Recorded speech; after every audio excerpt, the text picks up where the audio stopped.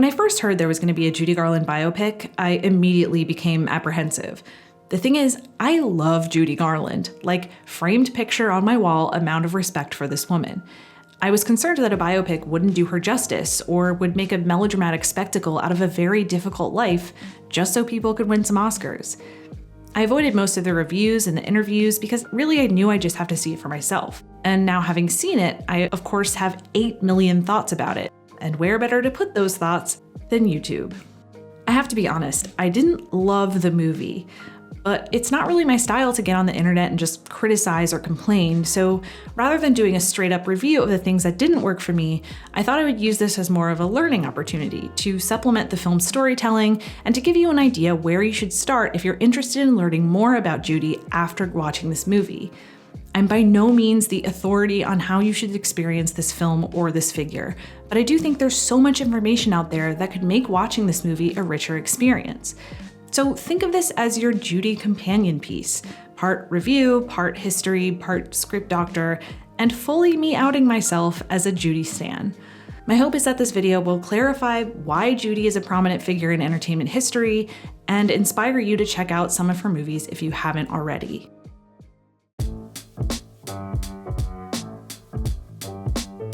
Judy takes place during a 5-week residency at the Talk of the Town nightclub in London in what would be the last year of her life. Because we spend a majority of the film with Judy as a fully formed icon, the film employs flashbacks and expository dialogue to provide a majority of the context the average viewer needs to understand what's going on. The film begins, for example, with Judy preparing to audition for Dorothy in The Wizard of Oz, arguably her most recognizable role and most famous film. And from there, we join Judy in 1969 and occasionally revisit her life in moments that all occur in that same Wizard of Oz era. To my recollection, and you can correct me in the comments, that is the only film of hers discussed in explicit terms, unless you include singing the trolley song from Meet Me in St. Louis. And in some ways, that makes sense. At the base level, we pretty much just need to know that she's famous, beloved, and sings well, and a common cultural touchpoint like The Wizard of Oz can accomplish that in one fell swoop. However, by limiting the vision of these flashbacks to such a specific slice in time, the film fails to capture the scope of Judy's celebrity and her impact on the entertainment industry. From a historical perspective, of course, that's disappointing, but from a storytelling perspective, I think it dampens the film's emotional potential. The gap between point A, The Wizard of Oz, and point Z, her London concerts, is vast. To fully comprehend A Fall from Grace or to understand, for example, why it would be difficult to just fire Judy Garland if she's not doing her job, you have to understand the heights from which she fell. There are no valleys without peaks. So I guess the basic question I'd like to start with is, why the hell would anyone care about Judy Garland in the first place? There is a new star in the heavens, young, fresh, beautiful. You discovered it. You placed her in the company of the great. Why? Because she gave you what you wanted. Music, song, laughter, romance. Each new picture brought Judy Garland closer to stardom. Remember? At just 13 years old, Judy Garland signed a 7-year contract at MGM. Every Sunday, a short film from 1937 shows exactly what Louis B. Mayer saw in the up-and-coming star. The film posits MGM's 2 resident teen singers alongside each other as friends putting on a concert. Deanna Durbin sings with her classic soprano, and then Judy sings.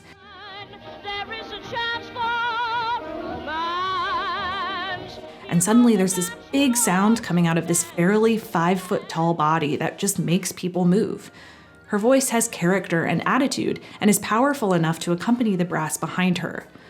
The film registers Judy as something modern.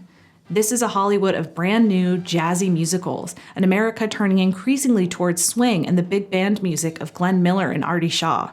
Judy's voice represented the future, something Mayer could easily incorporate into musicals for a younger demographic. From there, as LB hints in the movie, Judy was cast as a spunky girl next door, the bouncy sidekick to Mickey Rooney in the Andy Hardy films and musical comedies like Strike Up the Band. These films basically exist to put them in situations where they would sing and dance together and were enormously popular, making the pair of them some of MGM's most reliable stars on the lot. Mickey does appear in the film, but again, without any context as to the extent and significance of their partnership, so he looks a lot more like a long-lost crush than a co-star of 8 films and a pivotal figure in her life. After a few years of being cast as the kind of homey, relatable friend, The Wizard of Oz brought her a new level of recognition, including a juvenile Oscar. But funnily enough, it wasn't until CBS acquired the television rights to The Wizard of Oz and began showing it annually in the late 50s that people really began to think of it as Judy's crowning achievement.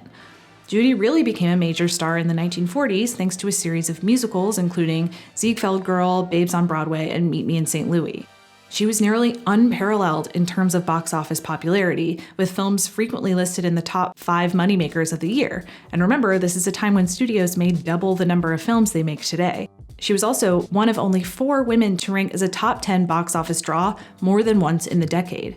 None of her films failed to make a profit until 1948's The Pirate. She had those numbers for a reason. Now considered one of the most skilled musical comedy performers of all time, she displayed a real triple threat of talent. Of course, there was her voice, big, obviously, but clear and tender where it needed to be. Anyone who's ever tried musical theater will tell you that selling emotion during a song is the most essential and simultaneously difficult aspect of that kind of performance. And that's where she excelled. The playful joy of Get Happy from Summer Stock, the melancholy longing of The Boy Next Door in Meet Me in St. Louis, and even the dreary fatigue of her television performance of Old Man River, a song which initially doesn't make sense for her, yet she knocks me out every single time I see it. Seriously, go watch it. If reaching the core emotion of every single song she sang wasn't enough for you, then there were the utterly charming dance numbers where she kept up with the likes of Gene Kelly and Fred Astaire. Each film showed off her physical comedy chops, captivating audiences between the songs as well.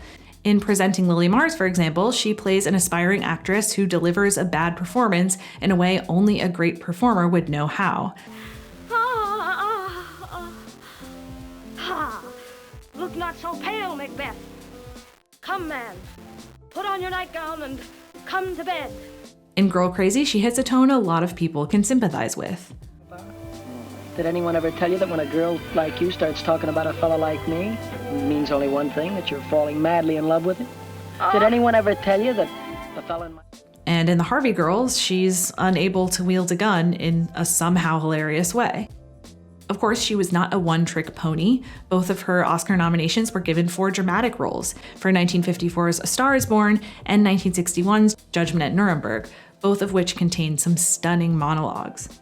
After her film career pretty much ended in the early 50s, she continued performing concerts significantly at Carnegie Hall, for which she won a Grammy for Album of the Year, the first woman to do so. She even had a short stint on TV, which gave us this, which I probably watch once a week, sorry. But that feeling of Judy as someone fresh and fun and truly qualitatively excellent is sort of lost in the shuffle in this biopic. We have the relic and the young girl finding her footing, but nothing really to suggest the substance in between that actually built Judy. Her loneliness and her poverty would pack a greater punch if you realize she was number 1 for over a decade, that her career wasn't just this one movie. In other words, it's more interesting to engage in contrast. Rather than just returning to the same time period again and again, staggering with the flashbacks throughout her film, television, and concert career might have better painted this picture. You could simultaneously define her genius to give a better sense of why these shows were selling out in the first place, and more broadly reveal the scale of her trauma and downfall. One flashback, for example, could show Louis B. Mayer shocked about the failure of The Pirate at the box office, and discussing her breakdown that caused the film to delay. One flashback could visit the post-production of Summer Stock, as editors witness a brilliant performance but notice her dramatic weight loss since the beginning of filming.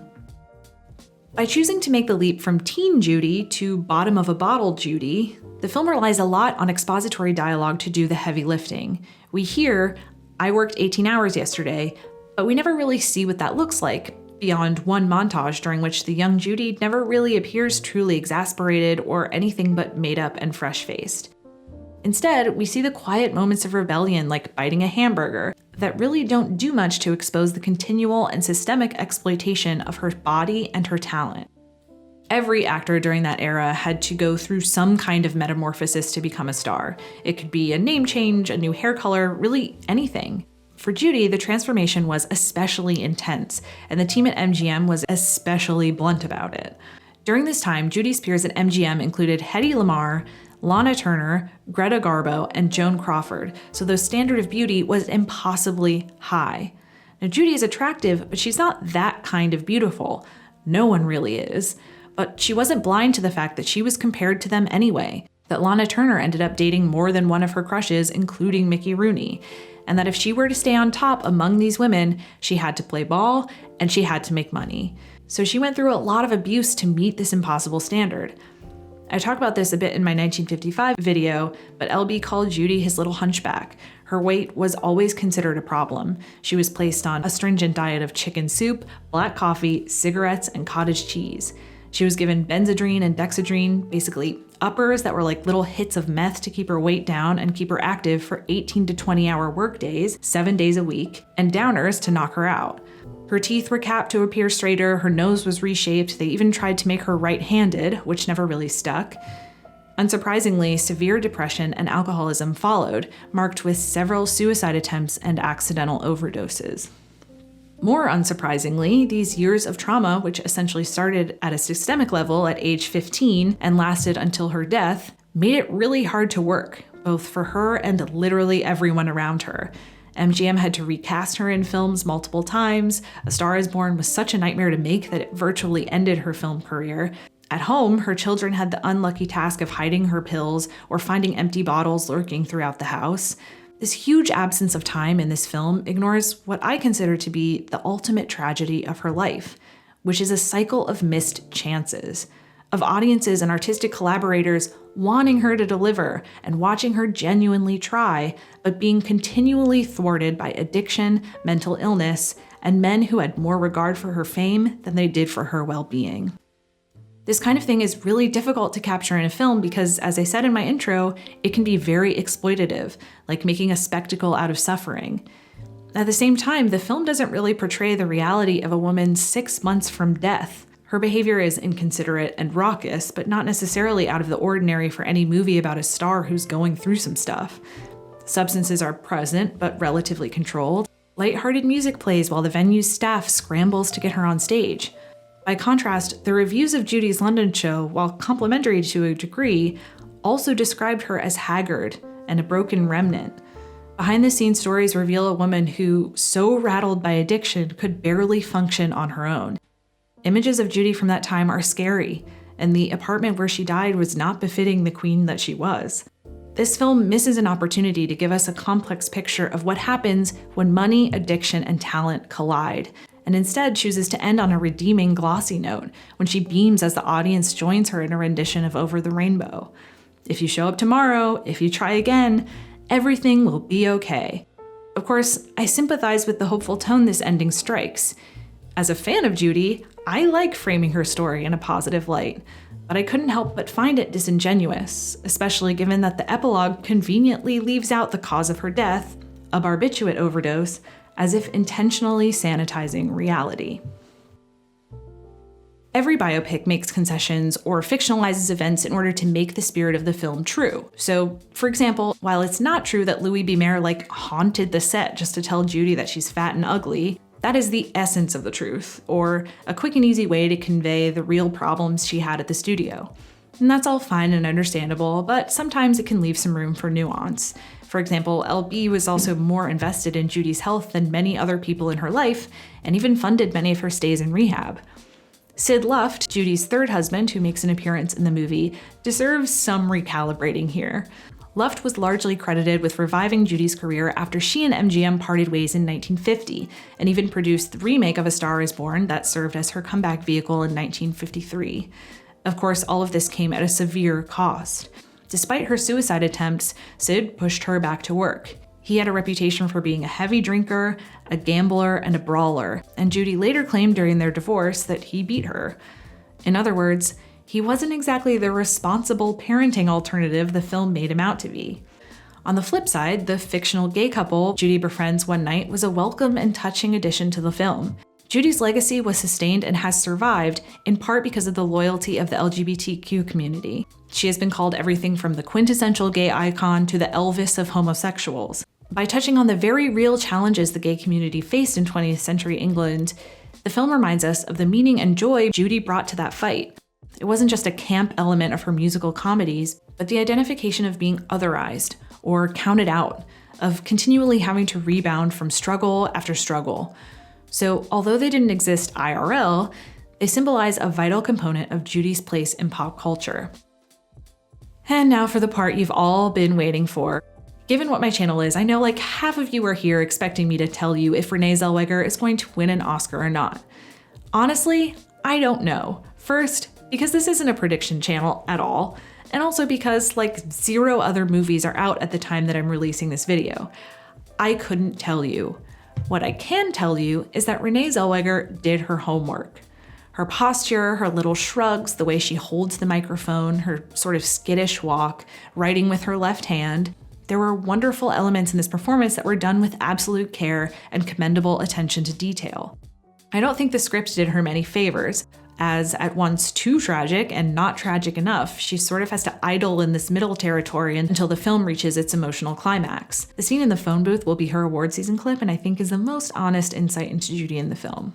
Where the performance lost me was the decision to have Renee sing.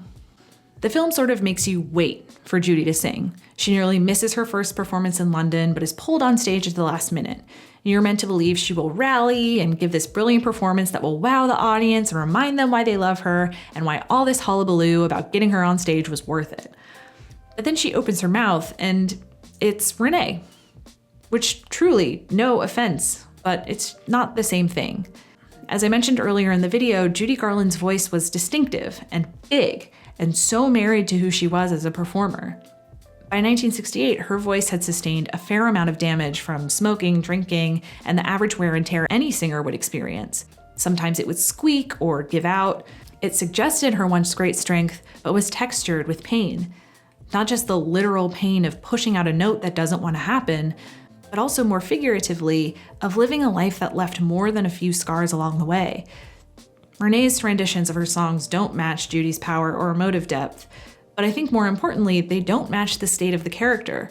Her notes are a little too clean and too polished, a little too similar to Roxy Hart for me to subscribe to the she disappeared into the role narrative. For that, I'd suggest Judy Davis in Me and My Shadows.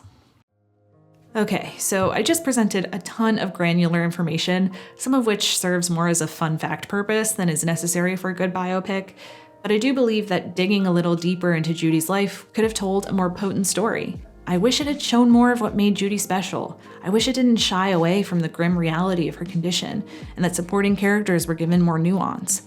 But at the end of the day, I can't really begrudge this movie very much because we really are out here trying to do the same thing.